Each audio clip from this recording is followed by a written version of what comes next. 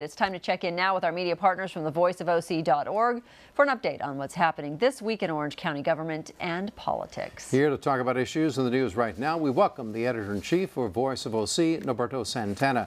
Norberto, we've been talking about the possibility of a CEO for I don't know how long. Now we have one. Fill us in. Hey, Dan, thanks for having me. You're right. We've got finally, after a year of interim leadership, we've got a new CEO. The last two CEO candidates basically blew up over executive pension issues. After that, supervisors basically looked inside the government and found Mike Giancola, a 34-year employee, person who started out as a day laborer or as a laborer in the trash department back in 1986. It's in a sense, a success story of somebody moving up through the ranks of the county government. Mike talked to us a little bit after his appointment and talked about kind of what it means to a lot of the county family to have somebody be able to move up from such a base job all the way to the top job. Let's hear him here. I just think that it shows that this county is an awesome place to work, and I think that if you come to work every day, you do a great job and take advantage of what opportunities are out there. I think you can move up. This just happens to me today. There are many people that have moved up into different ranks.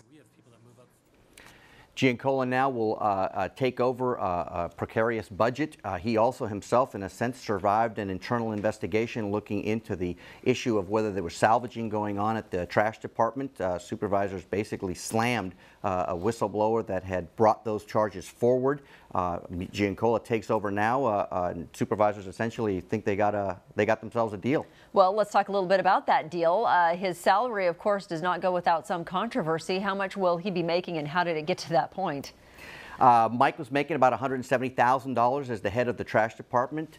Supervisors moved him up to $245,000. The argument being that the CEO of the county should be the highest paid employee.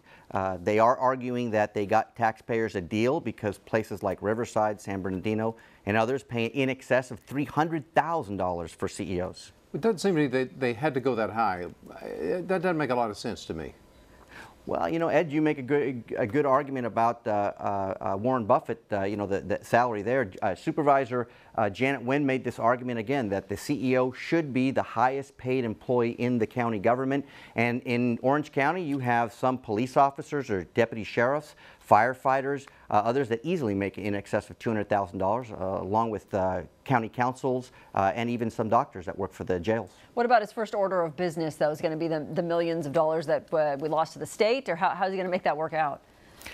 Well, that is going to be his tough thing. He's got to replace a lot of interim jobs that have all been left open throughout the county government. He's also got to try to manage now a county bureaucracy with lots of supervisors running for elections, which means he's going to have a lot of things that are coming at him.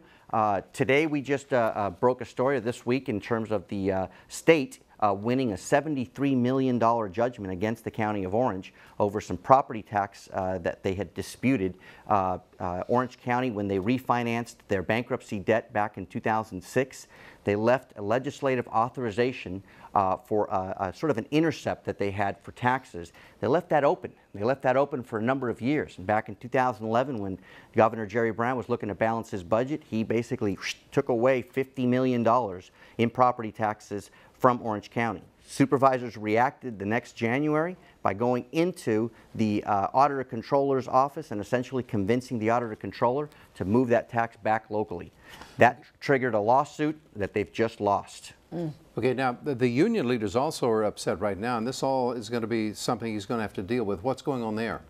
Exactly. This is the next level of you're starting to have union negotiations with just about everybody, deputy sheriffs, general employees.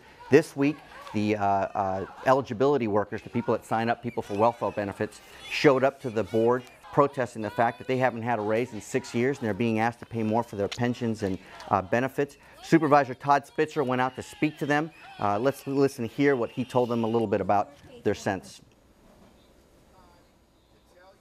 I'm extremely concerned about your pay. I'm extremely concerned about your ability to support your families. And I'm extremely concerned about how you show up every single day and the hard work you do, and you deserve to be well paid and respected. After that lawsuit, though, they just lost, Spitzer is talking about potentially 10% across the board cuts, because there may not be a way to forestall that kind of budget action. Expect many more of those types of demonstrations at the county building while a lot of workers try to maintain their pay and benefits. All right, very good. Thank you so much, Norberto. Good to see you. We'll see you again next week. Thanks for having me, guys. For more on these stories and other political news throughout Orange County, go to voiceofoc.org.